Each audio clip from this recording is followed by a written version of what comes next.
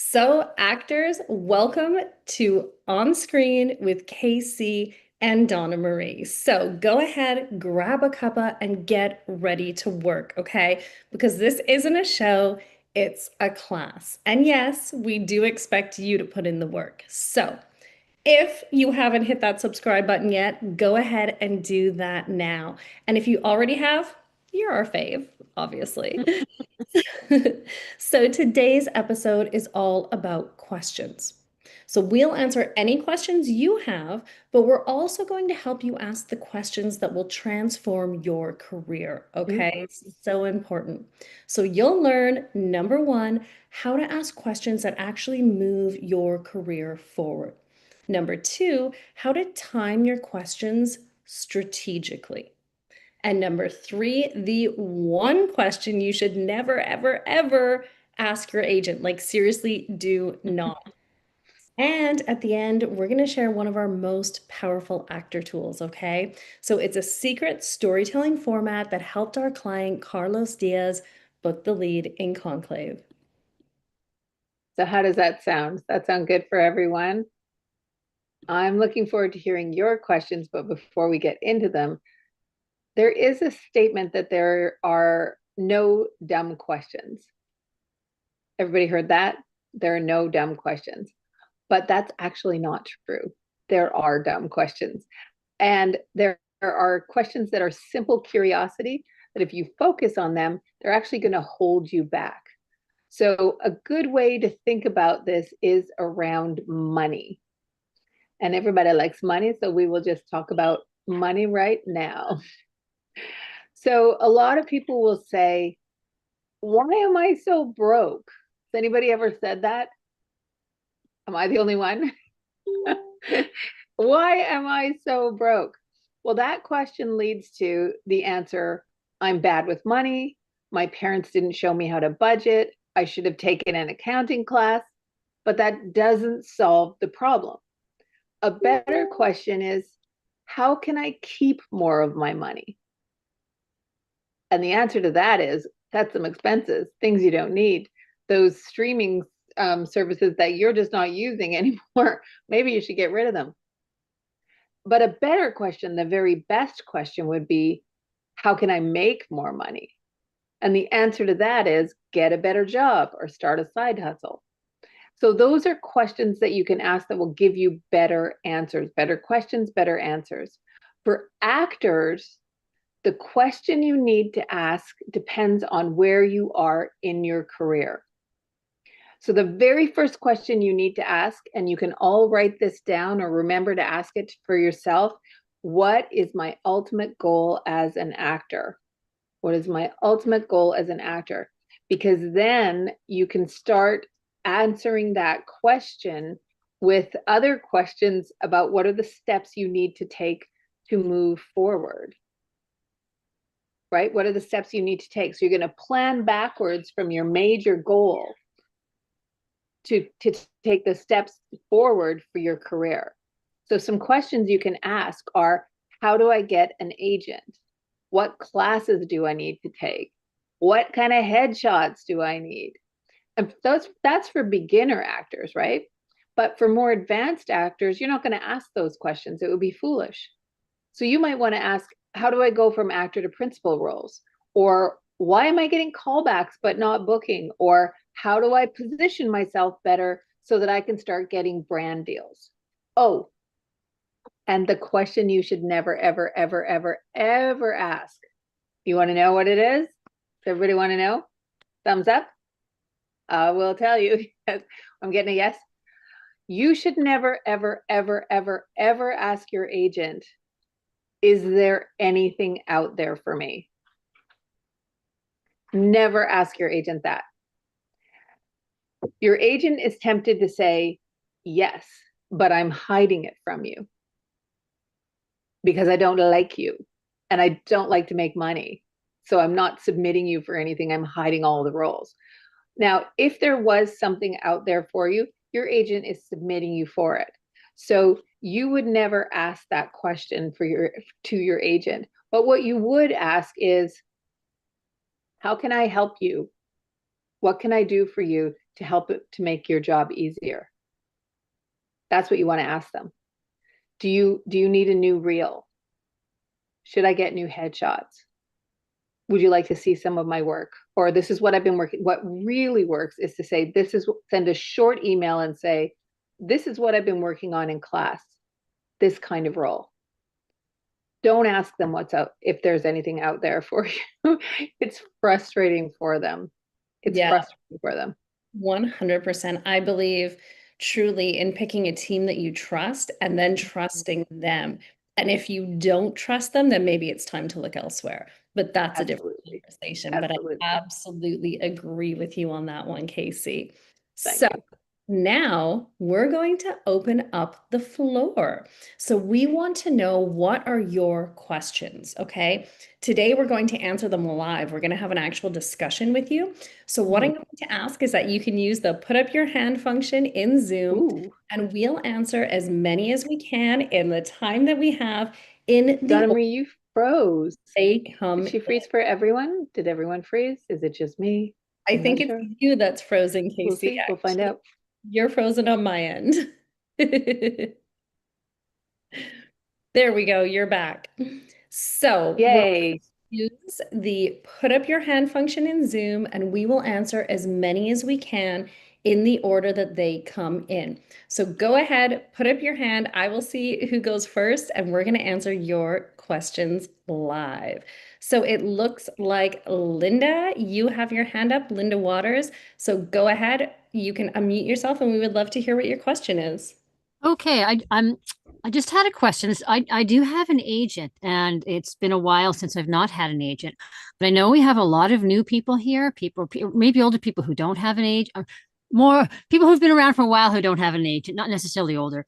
And could you tell us again what are the responsibilities of an agent and what are the responsibilities of an actor? Because when I was new, I thought getting an agent would be my golden key into film and TV. I just have to get an agent, sit on my hands, and the lead roles would come on in. Great So the question. question is, what are the responsibilities of an agent?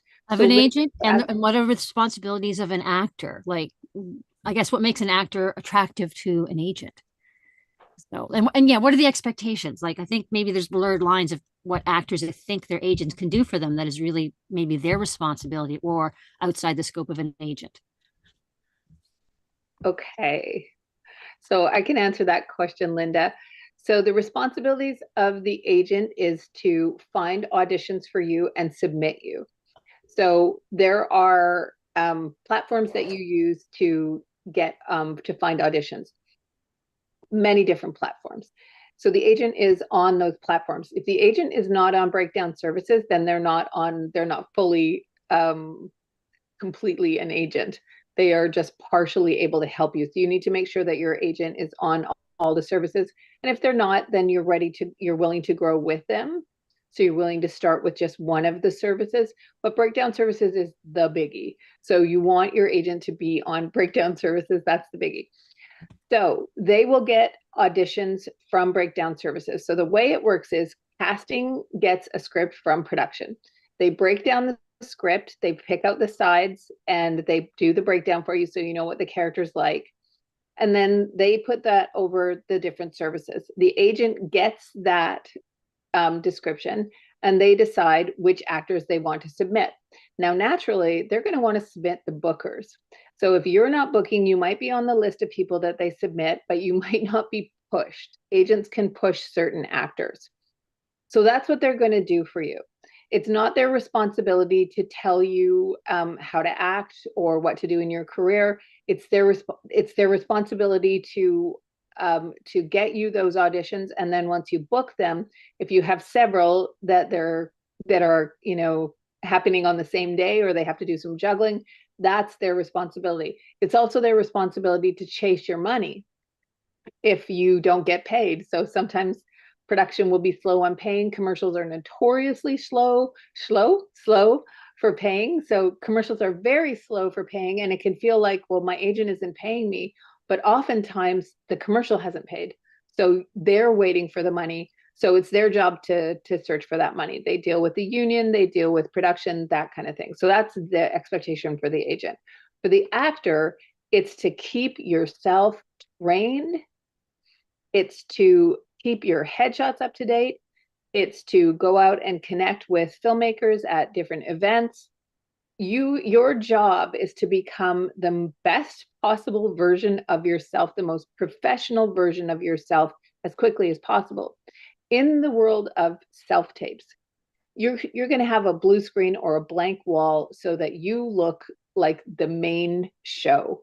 Because if you've got a bunch of stuff behind you, people are going to be looking at what's behind you. So if you look at back here, you can see my door, you can see my wall. You're thinking, oh, she lives in a cabin. If you don't know that I live in a cabin, I live in a cabin. I'm Casey, your acting coach. I live in a little cabin in the woods on the Sunshine Coast, and I'm living the dream life that I love to live. But you're looking at this and you might be a little bit distracted.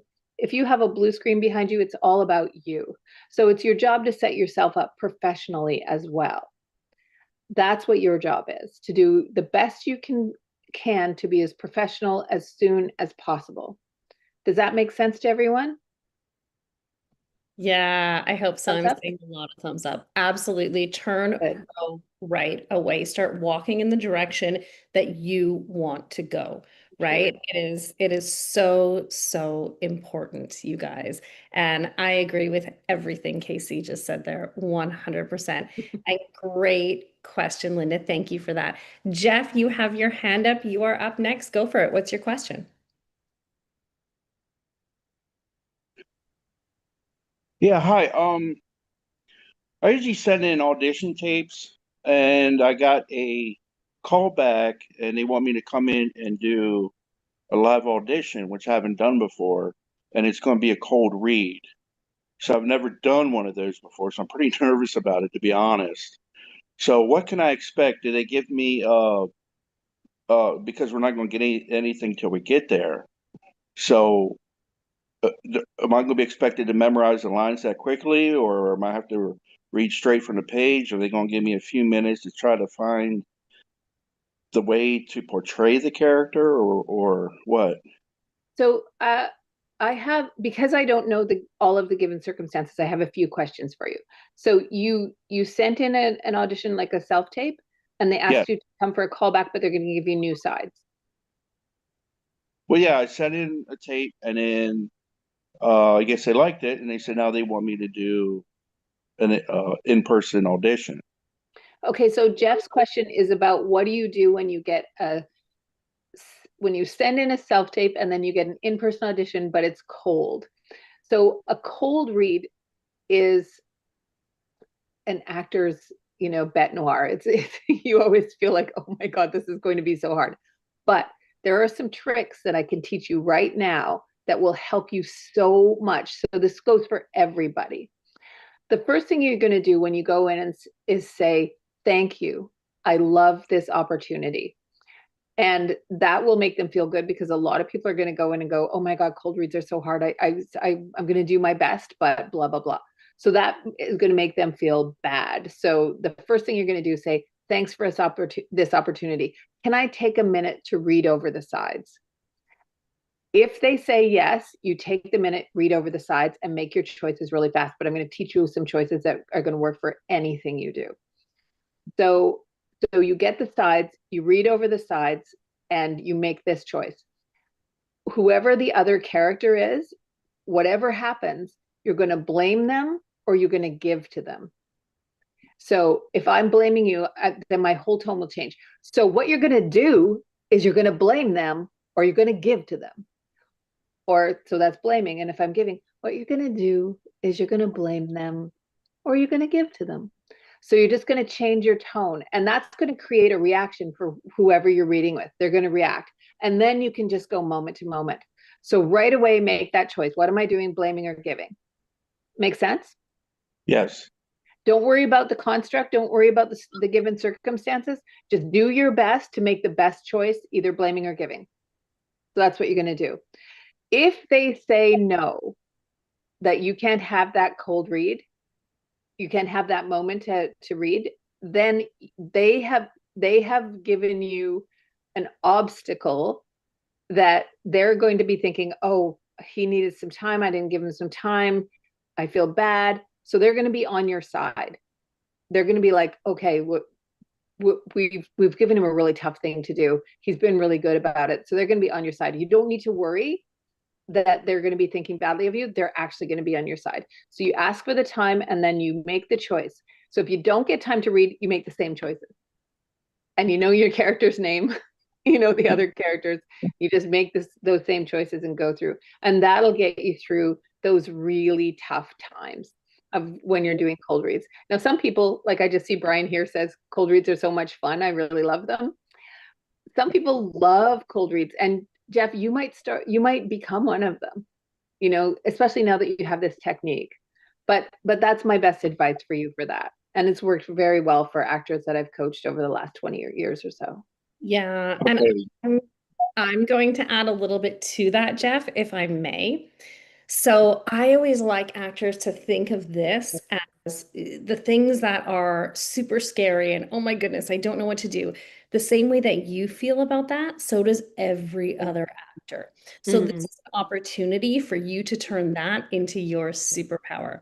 Right. So I would spend a little bit of time visualizing those. You don't know what it's going to be like when you go in the room. Right. So sometimes actors go, well, how do I visualize that? How do I know? What you can do is you can visualize starting from the beginning of your day. So you visualize yourself getting up, smiling, having a cup of coffee, starting your day well. Visualize how you're going to walk into the room and greet them. Just like Casey said, you know, you're going to walk into the room and you're going to say, thank you so much for this opportunity. I'm really happy to be here, whatever that is. So now your mind already knows this is what we do. So all of that's easy now. So that stresses off that part. Now you can just focus on that read, right? So take away as much of that kind of stress that most people will be, and they'll be a little frantic walking into the room, and I don't know what to do, and I don't know, you know, like, you'll have all of that down pat, and it doesn't take long, Jeff. You know, when is your cold read, Jeff? A week from Saturday. You Have got you got lots of time? 5 minutes a day. Spend 5 minutes a day visualizing a different part. You don't have to visualize the whole day. Visualize you waking up for 5 minutes. Visualize entering the room for 5 minutes. Visualize going through the script and making your choice. You know, spend that time there. It will make everything else so much easier. There's also one more thing that I forgot. It's called the rule of thumb. And essentially, you put your, I have this magazine here. You put your thumb where your line is, and then just move it down, and it will move down to the next line. And it's just, you don't even have to look at it. So just move your thumb down and you'll do it. Practice that on cold reads at home. Yeah. Okay. Yeah, you'll get really good at it. Smart. I loved that. I loved it so Great much. question. Great question, Jeff. Thank you Thank you so. for all your advice, and I will definitely use it. You're so welcome, Jeff. And I can't wait to hear about it. Let us know Me how it too. goes. We Okay, I really, will. I really, definitely really will. Um, Brian is asking, so I'm going to go to the questions and then I'm going to ask if we have any more live questions. I would love for you to put your hands up. So we want to hear them. That's what this is all about, is you guys today, whatever questions, right? It could be about the work. It could be about the industry, whatever it is, this is your opportunity to ask. So don't let that opportunity pass you, because most people do. They sit passive. Take this chance. So Brian is asking, Donna, would you say reframing the nerves, anxiety as excitement will also help your mindset? Yeah, I almost would reframe it as calm, Brian, more than excitement. You know, knowing that you are completely capable, right? So yes, excitement is great, but knowing that you are calm and capable, and I am the type of person who, when everyone else is freaking out, I take control. I would almost reframe it that way. But yes, absolutely, Brian, I would say that. Okay, Richard, you have your hand up. Go for it. Well, I just thought I'd ask this question. It's a question I've asked many times, and I still haven't found a resolution for it or a simpler way to try and do it. I think my biggest problem is that when I go to learn my lines, I seem to learn the lines, but then when I go and do the scene, for some reason, I can't keep the lines in my head. I start concentrating on my presentation, how I'm supposed to look, how I'm supposed to feel the thing, and then I forget my words. Yeah, I know exactly what you need to do. So you you need to use a formula we call the once upon a time formula. And essentially, your problem is that you are learning lines. So everyone hear me now. Don't learn lines. Do not ever learn lines, learn stories. And the way you learn stories is we're going to talk about this a little bit more at the end of this session, which is coming up soon. But you learn lines by learning the story. So once upon a time, there was this kind of person. Every day they did this kind of activity. So once upon a time, there was a coach. Every day she coached. One day she got a question about how to learn lines. Because of that, she explained the once upon a time story. So you look at the story. The story is about a certain person. There's an inciting incident and their behavior changes because of that incident. If you do that, dollars to donuts, you will remember your lines because the story is in you. The lines will make sense. He said this, so I said that. Because he said this, she said that. So because she said that and he said that, I said this. Because he slammed the table, I pulled back. Then you'll remember the lines. So I pulled back and said, oh my God, slam the table, pull back. Oh my God, everything's going to make sense because you look at every action and how it causes a reaction. So none of it is about learning lines. Never learn lines, always learn story. It takes a lot of time at first, but pretty soon you'll be excellent and you'll be unstoppable. Yeah, Rebecca's saying the once upon a time will take practice, but it is so great. It's life-changing for all of our actors in Audition Plus. I'm going to add a little something to that, if I may, Casey, just in life in general. Um, people will go into these instances, as Jeff was saying, a cold read, or, as you're talking about forgetting your lines and get flustered and think like, oh my gosh, like, what am I wearing? What's my presence? How am I this? How am I that? Put the focus on someone else. And this is a really good thing to learn in life. If you focus on what you're trying to give as opposed to yourself, all of that self-consciousness will fade away. So what are you giving? I am giving this gift to these people who are going to watch this. You start to forget about how do I look? It's about the gift that I can give, right? So if in life you are anxious, you are stressed, go help someone. Go do something with So that. true. Okay? And I can only imagine the same with a scene, right? What can I give? How can I, so as Casey always says, how can I solve this problem for them? If you put your focus on that, it will make a huge, huge difference. Huge difference. Yeah. That was a wonderful question. Thank you, Richard. We have 3 hands up. I believe Tara was first, so I'm going to go to you, Tara. It doesn't tell me on Zoom. It tells me in Audition Plus who is first, and it may tell me here, but I don't know how. We just don't know. Can you hear me? Tara, I can hear you, Tara. Yes. Okay. I don't know. I feel like I'm really switching gears with this question, but I can cry when I want to, but for me it takes me a few minutes and I have to be very concentrated. And so for me, it's really hard to cry while delivering lines and being focused on interacting with another person. So it's like it's like a skill I can only use if it's like the character is just on their own. You know what I mean? So I'm like, how can I broaden that skill? I'm going to be blunt about this. You need to practice. You need to understand how emotions. I can't tell which Tara this is because I can't see your face. Greco. I mean, my hair is not it. That's okay. So Tara, what you need to do is practice layering emotions. So in Audition Plus, we have you. I have you go through a lot of emotions in the emotion part of the scene. So what you need to do is layer the emotion. You need to put the pain down underneath, way down underneath, whatever it is. And then over top of the pain, you put whatever the person is experiencing in the moment. And then the pain will shoot right up through that. But you've got to practice it, because we all can cry. We can all make ourselves cry. But to do it in the moment, like you said, is really hard. So what you need to do is practice doing it in different given circumstances, because it's very unnatural to be on set and have a bunch of people looking at you and have an experience with someone else that makes you cry, and then repeat it over and over again.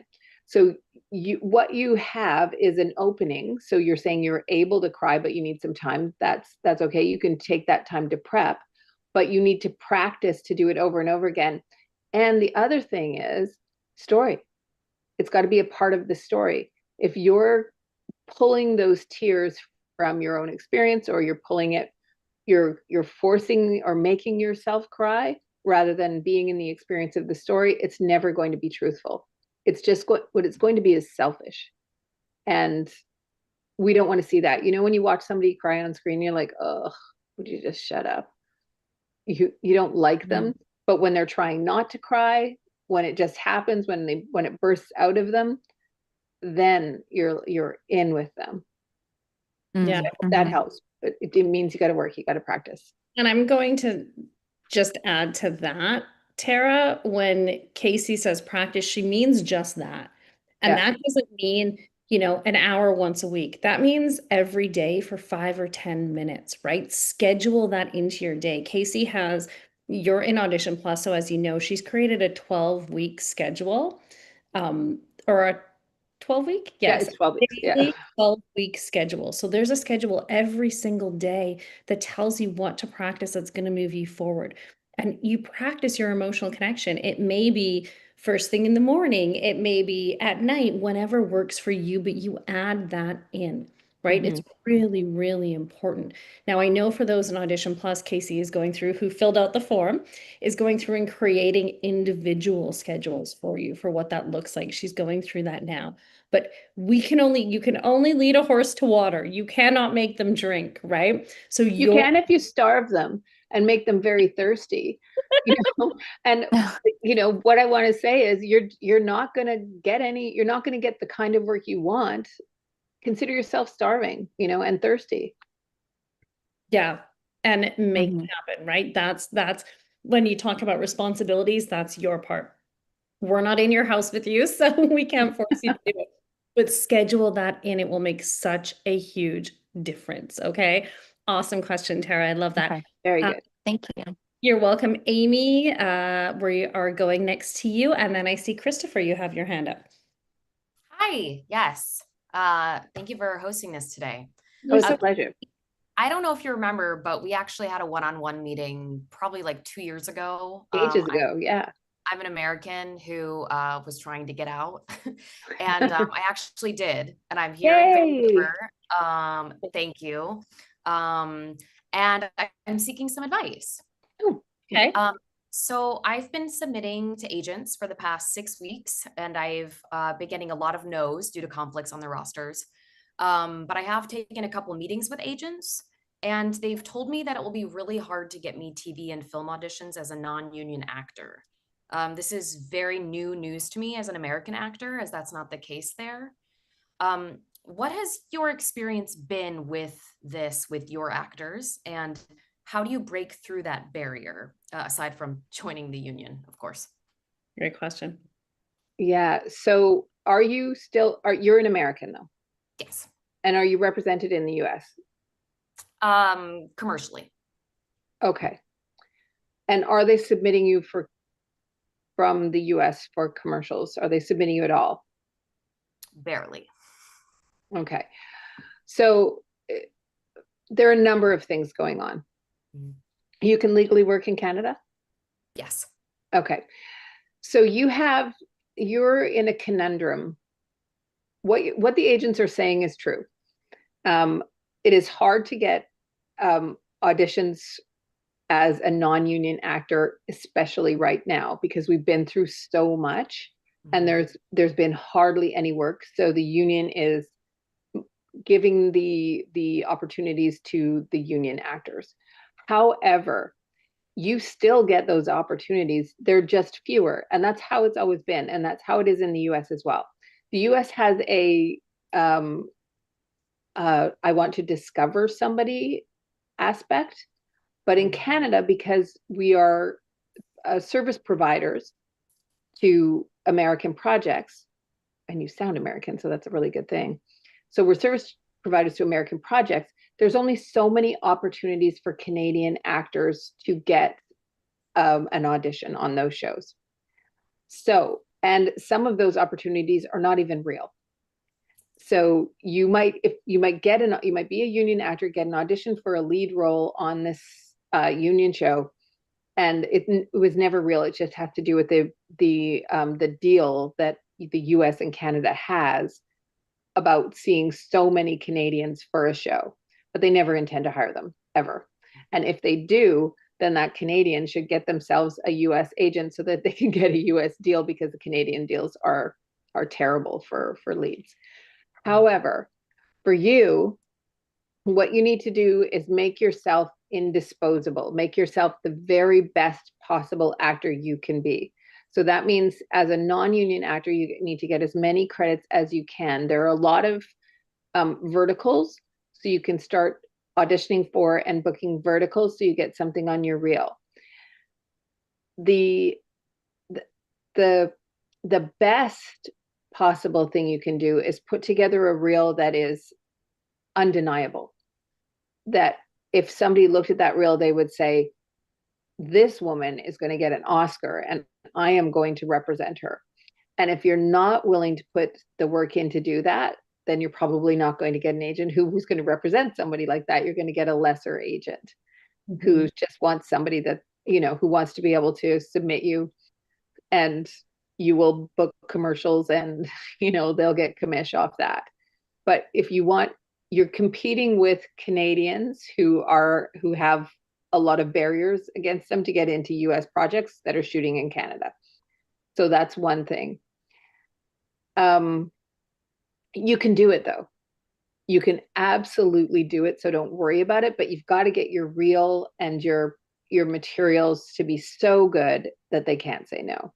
That was actually going to be my question, Casey, and I've actually lost you on here. I'm not sure where you went, but I can't see you. You want to wave, Amy? Or speak, Amy, so that you'll. I'm here. Hi. There we go. So hopefully you'll pop back up. My question was going to be, not what's on your reel, but how long is it? What are you sending out when you're sending out or applying to these agencies? What does that look like, kind of a little bit more specifically, so we can understand a little bit more?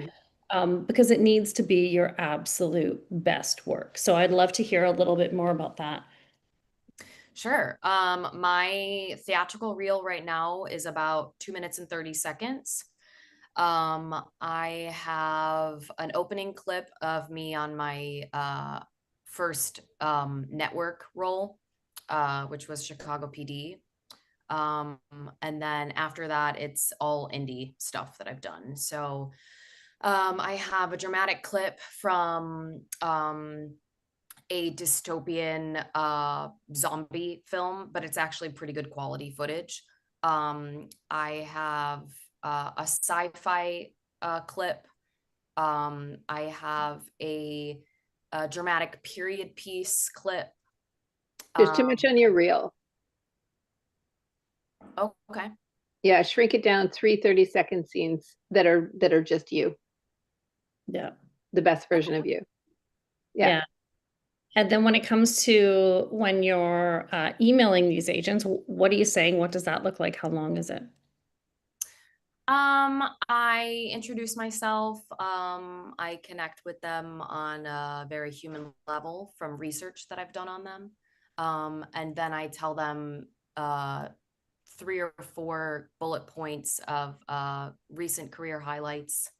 And then ask if they think, I forget how I'm saying it right now, but basically ask for representation and if we could have a meeting. It doesn't sound bad. That sounds pretty good. I would keep it as short as possible, so under half a page, say that you're legally able to work. I do have that in there. That's good. That sounds good. Your headshots, your reel. I haven't seen your headshots. I haven't seen your reel, so it's hard to say. But I would say tighten up your reel. You're coming in at a tough time. After all, it's a tough time everywhere after all the strikes and stuff. But yeah, you're coming in at a tough time. And I think the best thing is to tighten up your reel and to look and see if you can make your reel more outstanding. And if you can, so one of the things we advocate is to do a self tape reel that shows you the best possible work that you could do and take a month to make it. Like, so get really, really good work. Yeah, because agents want to see that, you know what, they can send you out, you're going to book, and you're going to make them money. Yeah, right? and make sure it's geared to what's shooting in Vancouver. So, because you're in Vancouver, right? So you want to look at the projects that are shooting and make sure that it's Chicago to PD will work because we have a few kind of shows like that in Vancouver, but make sure that everything says I'm bookable in this town. In this industry. Yeah, absolutely. Wonderful. Great. Thank you so much for Thank that, you Amy. so much. You're welcome. I'm gonna go to Christopher and then Brian, and then I'm gonna cut the questions there because we have a few other things we want to tell you, and we've already gone over. So go ahead, Christopher.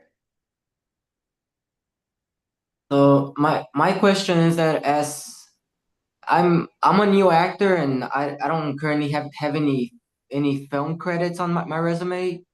And so I saw that on the Actor 101, I saw that one of the things we should all have is IMDb. But I'm like, should I really have this since I don't have any film credits to add or anything to add on there? It's not really necessary until you need it. If you want to have it, you can start your IMDb, put your headshot on there, that kind of thing. It's an expense that you don't need to incur right now, but you can. And as Kara's saying, you can put student films on IMDb if you like.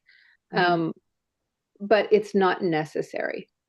It's not necessary. However, if you're a producer or a director and you're looking up an actor, you're going to look on IMDb. Yeah. Yeah. Great question, Christopher. Yeah. That was a really good question. Thank you for that. Brian, we are running to you. Go for it. There we are. Lower hand. Okay. So I think this is a question that comes into my mind quite often when I hear people talking, especially new actors, new people coming into the industry, but also people who've been established, people are there. How does one balance that drive, that desire, that passion to do this, to be a star, to be all of, to chase your dreams with the patience, the reality, the acknowledgement that things don't always happen in the timeline that you want them to, that things are outside of your control. And how do you stay focused on kind of keeping on top of what you're supposed to be doing and really what the focus should be, which I think, in listening to what you guys talk about, is really about get good. Focus on getting good. When you get good, those opportunities will find you. And if you're not worrying about getting good, you're not going to be ready when the opportunities come anyways. So how do you balance those two things? Staying focused, staying energized, staying passionate on what you want to do, but also being able to be patient and allowing those things to come to you in their time. Thank you. You want to take that, Donna-Marie? I have some thoughts about it too, but Yeah, I can absolutely start. So belief, Brian, belief is the number one thing. And how do you do that? You make that a daily practice. You make that part of your life. So the same way that you practice your acting skills and you get so darn good they can't say no, you practice that belief too. Right? You understand the bridge of incidents. You understand that just because I didn't book this one might be, opening me up for that wonderful thing that's going to change my life. Sometimes that the universe slingshots you back, you get a big negative to just, yeah, push you right forward. But that has to be a daily thing, because what people do most of the time is just go, no, no, I'm positive. This is good. It's fine. It's going to work out. That's not a belief system.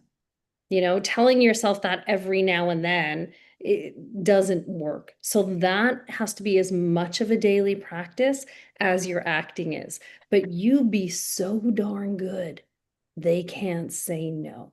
I tell a story in Luminary, which is a course that we teach, as you know, Brian. And it's something that my dad used to say to me. And it's, you know what? You're going to come up against all sorts of obstacles in life, right? It doesn't matter what you decide to do, whether you want to be an actor or a sniper or whatever, it really doesn't matter. You're going to come across obstacles. And you be so darn good they can't say no. So he used to say to me, Donna-Marie, if they say to you that, you know what, you can't join the swim team because we only take people with webbed feet on the swim team because webbed feet people they're the best swimmers. Everybody knows that webbed feet people can swim better than everybody else. You be so darn good, they can't say no. You get up earlier, you work harder, you do everything that nobody else is willing to do, and then you believe. You spend that time believing, right? And then everybody else will too. So you be so darn good that they can't say no. So that means your acting practice, that means your belief. That means spending time visualizing what my life looks like because your subconscious mind will take steps towards that. It will guide you, right? Your RAS, your reticular activation system will kick in. It will find you opportunities, but it has to be as much of a practice as is your acting. So that's why we focus on that so much in Audition Plus. So that's what I would say, Casey. And I would say I don't believe in balance. So, and I don't believe in patience. So just because you're not booking doesn't mean that you should stop working towards it. Yeah. So people say this career is hard and there aren't that many opportunities, and these things might be true. If you are impatient, so if you look at impatience as a virtue and you say, okay, I'm not waiting around for anyone. I'm going to practice like I am already there, very much like what Donna Marie's saying.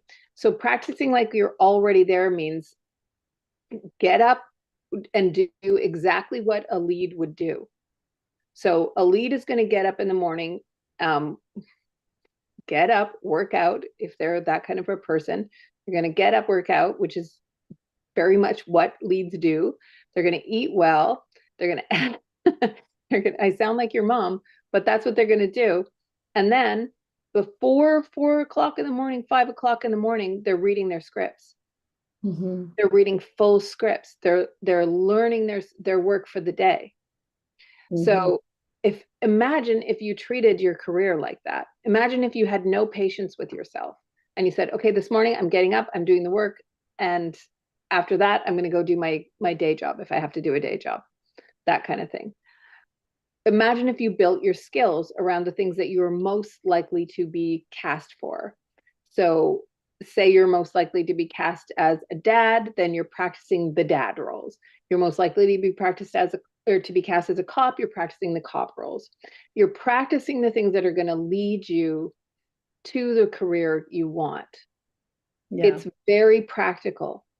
Yeah. And do not think that you have to be patient. It's annoying to me that people say that all the time. Yeah, I love you. Don't annoy me, Brian, at all. It's a valid question, but it's annoying to me that people think they have to wait and be patient. Don't. Yeah. I completely agree, Casey. And I think we said the exact same thing in different ways. And I love that. Yeah. But very practically do the work.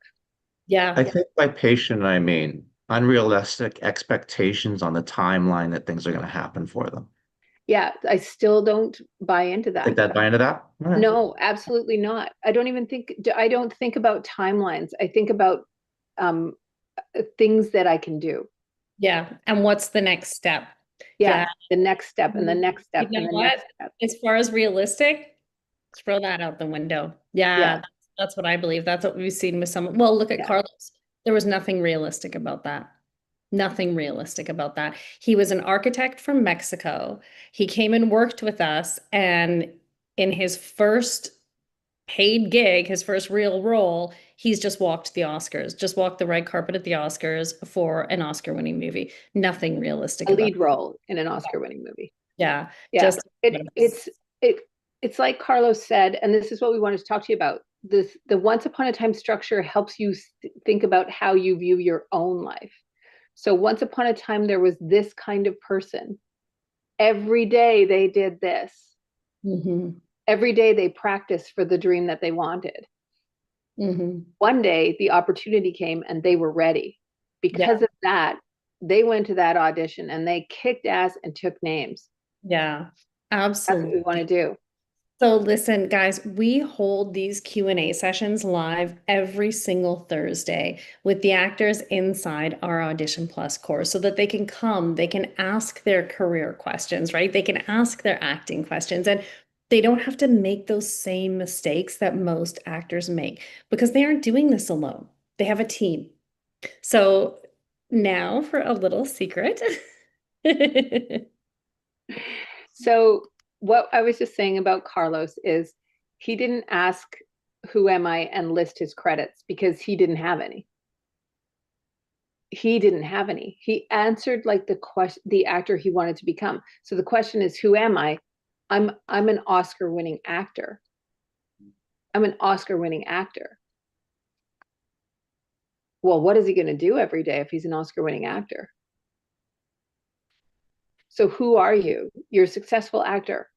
Not who you've been, not your history, not all the problems you've had in your life, but who you are now and who you're becoming.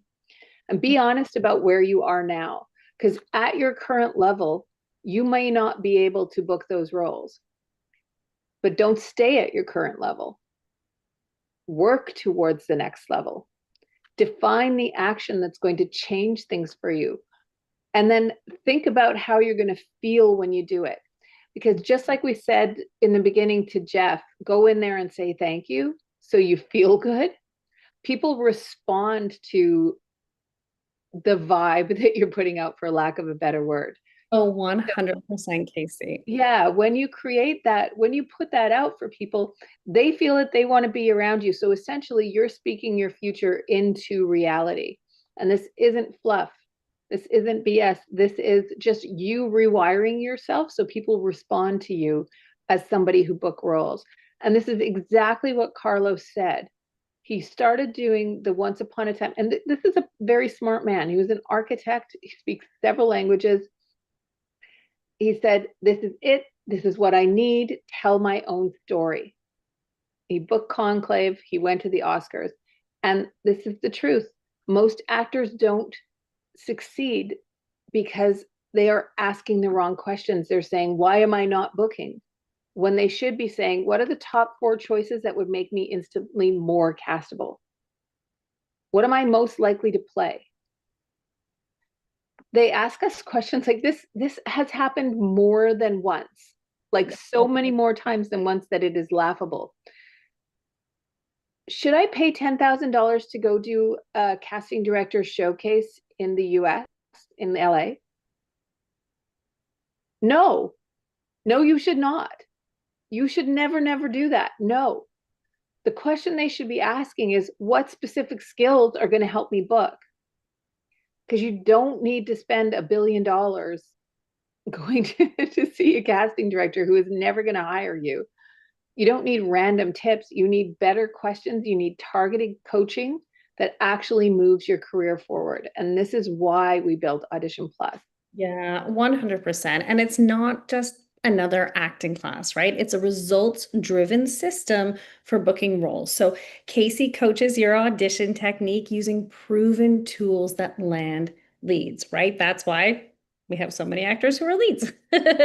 I help you rewire your mindset and visualization skills so that you can actually believe that you can do this.